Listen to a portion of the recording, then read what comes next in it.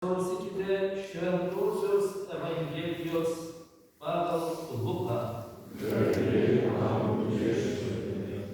Jėzus kalbėjo savo mokiniams: papiktinimai neišvengiami, bet vargas žmogui, per kurį jie ateina.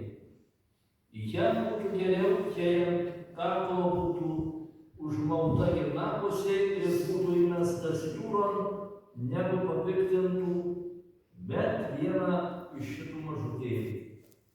Taigi, sergėkitės, jei tavo brolis nusikalsta, pabark jį, ir jei jis gailisi, atleisk jam.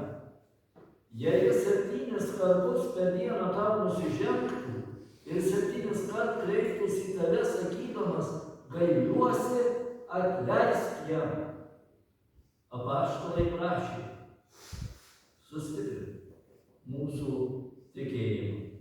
O Viešpats atsakė: jei turėtumėte tikėjimą kaip garstyčios grūdelį ir įsakytumėte šitam šilkmedžiui: išsirauk ir pasisodink jūroje, tai jis jūsų paklausytų. Girdėjote Viešpaties žodį. Šlovė tau, Kristau.